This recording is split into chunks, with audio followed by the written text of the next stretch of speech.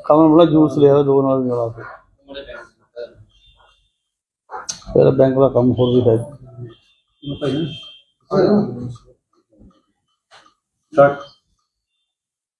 हमने 2 दिन पहले एक बैठक करी जिले के बस ऑपरेटरों ने, जिसमें एक बड़ा भारी ज्वलनशील मुद्दा जो हमारे बाजार में ISBT से नंगल रोड कॉलेज तक और पुराने बस स्टैंड चौक से लेकर हॉस्पिटल तक और इसी प्रकार ISBT से रोटरी चौक होते हुए DC ऑफिस चौक तक जो बचत भवन है, बल्कि पुराने हॉस्पिटल अम्ब तक, यहाँ पे लोगों की दिनचर्या की बहुत ज़्यादा आवाजाही है। ये रीजनल डिस्ट्रिक्ट ऑफिस है, जोनल हॉस्पिटल है, वहाँ पे भी लोगों की आवाजाही है। हजारों की संख्या में कॉलेज में बच्चे पढ़ते हैं जो बस स्टैंड पे उतर के पैदल जाते हैं और पैदल आते हैं। बहुत बड़ी विडंबना है, कई बार प्रशासन का ध्यान हमने इस ओर आकर्षित किया है कि लोगों को सड़क के किनारे पैदल चलने का फुटपाथ दिया जाए, और देखा गया जा रहा है कि दुकानों के आगे गाड़ियों की पार्किंग, स्कूटरों की पार्किंग, और जहां नहीं है तो वो परमानेंट जो है वहां पे रेहड़ियां लगाई गई हैं, उनका किराया वसूला जा रहा है। हमारे को उससे कोई आपत्ति नहीं है। हम प्रशासन से विनम्र आग्रह कर रहे हैं अंतिम बार कि हमारे इस शहर के अंदर पैदल चलने वाले यात्रियों को फुटपाथ मुहैया कराया जाए, जो कि प्रशासन की जिम्मेवारी है। यहाँ पे सैकड़ों वाहन रोडों पे चल रहे हैं, 2 व्हीलर चल रहे हैं। जो पैदल चलने वाले लोग हैं वो सड़क के बीच चलते हैं। बहुत बार हादसे होते हैं, छोटी बहुत ही बड़ी चोट लगती है, बड़े हादसे होते हैं।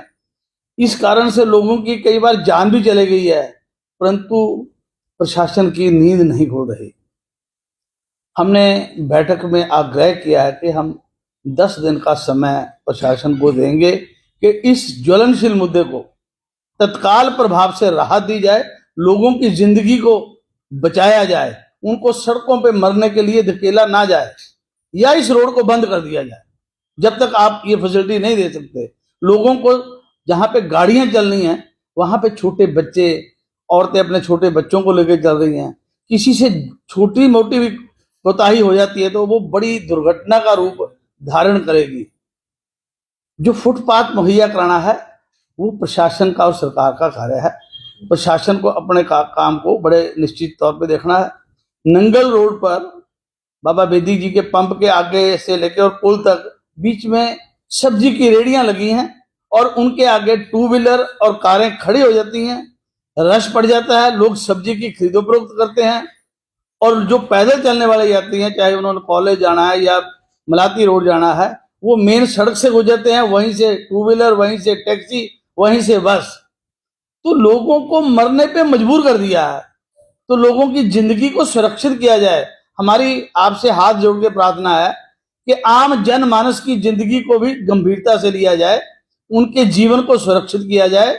इतना बड़ा शहर है, एक भी जगह पे आपको फुटपाथ हमारे को अवेलेबल नहीं है। अगर हम फुटपाथ देने में असमर्थ है तो शहर में ट्रैफिक व्यवस्था को बैन कर दो या इसको शुरू करो। प्रशासन ने इस मुद्दे को 10 दिन के अंदर अमली जामा नहीं पहनाया, और कोई आज के बाद, हमने पिछले कल जिलाधीश महोदय को भी पत्र लिखा है, SP साहब को भी पत्र लिखा है, तत्काल एक म्युनिसिपल काउंसिल जो हमारे यहाँ के कमिश्नर है ADM साहब, एक बैठक करके इसका रास्ता निकालें, लोगों की जिंदगी को गंभीरता से लें, उनको मरने पे मजबूर मत करें। अगर आप 10 दिन में नहीं करते और कोई दुर्घटना घटती है, उसमें व्यक्तिगत तौर पे प्रशासन जिम्मेवार होगा। ये आज हमारी आप प्रेस के माध्यम से ये बात वहां तक जरूर पहुंच जाए। और अगर कोई दुर्घटना हुई तो हम उस दुर्घटना के स्पेसिफाइड हाई कोर्ट में सिविल रिट पिटीशन बनाएंगे, और प्रशासन को व्यक्तिगत रूप से वहां पे पार्टी बनाने पे हमारे को मजबूर होना होगा। हमारी मंशा किसी को परेशान करना नहीं है। ये केवल मात्र पुलिस विभाग का विदाउट हेलमेट, सीट बेल्ट के वजह के चलान करने का काम है। 176/5 CWP सिविल रिट पिटीशन में ऊना से एक सिविल रिट पिटीशन मैंने खुद अपने नाम से डाली थी, जिसमें डिस्ट्रिक्ट एडमिनिस्ट्रेशन ऊना को डायरेक्शन है कि गुड्स व्हीकल में पैसेंजर नहीं चलेंगे, और फिर भी बेतहा ओपन ट्रालियों में चल रहे हैं, ट्रकों में जा रहे हैं, टेम्पो में जा रहे हैं, यूटिलिटी में जा रहे हैं, उनका कोई चलान नहीं। हेलमेट नहीं डाला 1500 रुपये चलान। और एक दो बोर्ड छोटा मोटा शहर में लगे हैं, महतपुर से लेकर जलेड़ा तक स्पीड लिमिट के बोर्ड ही नहीं है, और पुलिस लाइन में स्पीड लिमिट का चलान हो रहा है। स्पीड लिमिट कितनी है वो डिस्प्ले ही नहीं है, केवल मात्र लोगों को परेशान करने के लिए ये कैमरे लगाए हैं। आप लगाइए, गलती करता है उससे फाइन लीजिए, पर आपकी भी कोई जिम्मेवारी है, उसको भी निर्वहन करें, उसकी भी कोई जनता के प्रति अकाउंटेबिलिटी दे। आप डिस्प्ले करें, किसी को पता है स्कूल के आगे ये स्कूल है, माउंट कार्मल स्कूल है, 200 मीटर पहले पता भी इस स्पीड से वहां से गुजरना है। नेशनल हाईवे पे स्पीड ब्रेकर लगा दिए, जगह जगह खड़े होकर चलाने की, सिर्फ रेवेन्यू जनरेट करना काम है प्रशासन का, लोगों को सुविधा देना काम नहीं है। लोगों को सुविधा भी दीजिए, नैतिक जिम्मेवारी भी समझिए। हमारी हाथ जोड़ के प्रार्थना है, और ये गुड्स व्हीकल में अगर 0% टॉलरेट नहीं करेंगे, हमारा बिजनेस सफर हो रहा है। अगर ऊना शहर से कोई पैसेंजर व्हीकल में, गुड्स व्हीकल में अगर पैसेंजर बैठ के जाएगा, हम उसकी फोटोग्राफ्स लेंगे और कंटेम्प्ट सूट डालने से हम पीछे नहीं करेंगे। हमारी बसों के स्पीड लिमिट के चलान हो रहे हैं, बस स्टैंड में हमारी बसों को खड़े नहीं होने दिया जा रहा।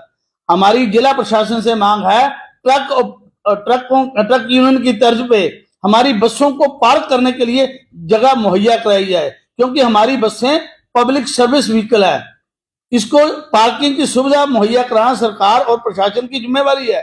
जबकि ट्रकों को इतनी आवश्यकता नहीं है, उसके बावजूद भी दी है।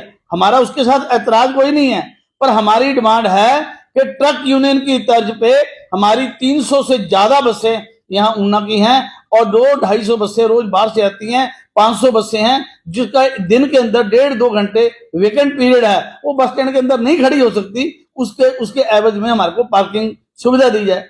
जब तक कहीं और नहीं होती तो हमारे को जो पुराना बस स्टैंड खाली है वहां पे फ्री पार्किंग जो है डिस्ट्रिक्ट एडमिनिस्ट्रेशन तत्काल उसको लागू करे। नहीं तो हम अपनी बसें बस स्टैंड में खड़े करेंगे, हमारा चलान होगा, तंग करेंगे, तो हम अड्डा बंद करने पे मजबूर होंगे। 100 रुपए 24 घंटे की एक बस जो है अड्डा पर्ची देती है।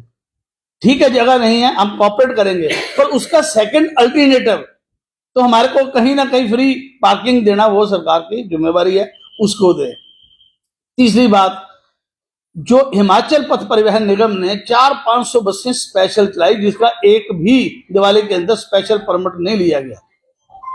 अगर कोई प्राइवेट बस जरा सी भी बिना रूट से चलती है उसका चलान हो रहा है। मैं परिवहन विभाग से निवेदन करूंगा कि आप regulating authority not for only private bus operator, जैसे हम बस ऑपरेटर हैं उसी प्रकार हिमाचल पथ परिवहन निगम भी बस ऑपरेटर है। हम उसे बड़ा भाई मानते हैं, हम उसके छोटे भाई हैं।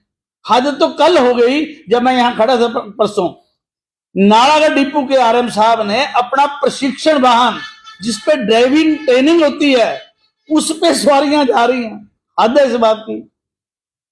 और विभाग और प्रशासन ने, मेरी परिवहन मंत्री से भी निवेदन है कि ऐसे अधिकारियों की जरूर खिंचाई करे जो अपनी नैतिक जिम्मेवारी को गलत तरीके से लेके जा रहे हैं। जो वहां ड्राइविंग स्कूल चलाने के लिए जिसके ऊपर लिखा है प्रशिक्षण बाहर, उसको भी पैसेंजर लेकर इंटरस्टेट रूट पे जा रही हैं। हम भी हिमाचल प्रदेश के वासी हैं, हमारे भी बहुत दुख दर्द है। हमारे से भी, हमारी सरकार से भी आग्रह है कि हमारे साथ भी एक बैठक करें। जो पिछले 2 साल से हमारे को परेशानियां आ रही हैं, हम ये नहीं कहते कि हमारे को सरकार एक्स्ट्रा ऑर्डिनरी मदद करे, पर जो चीज हमारी है वो करनी चाहिए। आज हिमाचल प्रदेश में एचआरटीसी के पास अगर 3000 स्टेज कैरेज बसें चल रही हैं तो 3500 बसें स्टेज कैरेज हिमाचल में प्राइवेट की चल रही हैं। आज 2000 से ऊपर स्कूल बसेज है, कंटेंट कैरेज की 2000 के करीब बसें हैं। प्राइवेट सेक्टर में आज 9 से 10,000 बसें चल रही हैं। हमारा 75% शेयर जो है हिमाचल प्रदेश में प्राइवेट ऑपरेटर का है, और बात केवल हिमाचल पथ परिवहन की सुनी जाए, ये सहन नहीं होगा। हम भी इस प्रदेश के वासी हैं, हमारी बात को भी सुनो। हम ये नहीं कहते कि हमारे को अनड्यू बेनिफिट दे, जो हमारे बेनिफिट्स बनते हैं हमारी बात को सुनो। हमने कहां सहयोग नहीं किया सरकार को। जैसे ही सरकार बनी, सरकार ने 3 रुपए वैट बढ़ा दिया डीजल के ऊपर।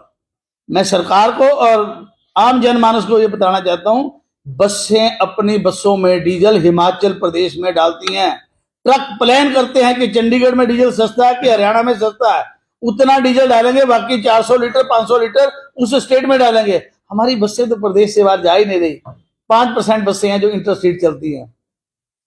3 रुपए का मतलब, अगर एक गाड़ी 80 लीटर एवरेज की, कोई 60 कोई 100 खाती है, हम 80 की भी एवरेज ले ले तो आरती 24 240 रुपये रोज हो गया, 7500 रुपये महीना हो गया एक बस का, और 3500 बस का। उसके बाद फिर प्राकृतिक आपदा आई, फिर 3 रुपये बढ़ा दिया। हमने तो सहयोग किया।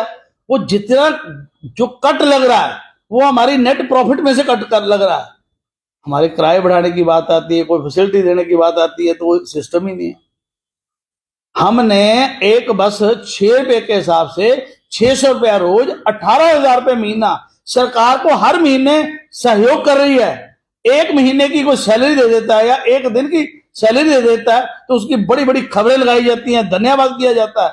भाई हमारा जो डीजल पे आपने वैट 3 और 3 6 रुपये बढ़ाया, हम हर महीने बढ़े हुआ पैसा हर रोज सरकार को दे रहे हैं। सबसे ज्यादा अगर मदद की है हिमाचल प्रदेश सरकार की तो निजी बस ऑपरेटर ने की है। मैं बिल्कुल दावे से कह सकता हूं।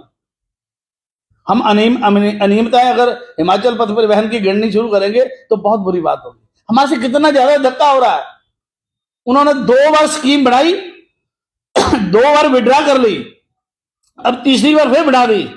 और हमारे किसी ऑपरेटर ने आरटीआई मांगी कि जब आप एलिजिबल ही नहीं हो स्कीम बनाने में तो बार बार बना के बार बार वापस क्यों ले रहे हो। वो बोलते भैया हमारे को भी पता है कि स्कीम जो टिकने वाली नहीं है, पर हमारे को टेम्परेरी परमिट तो इसके तहत मिल जाते हैं।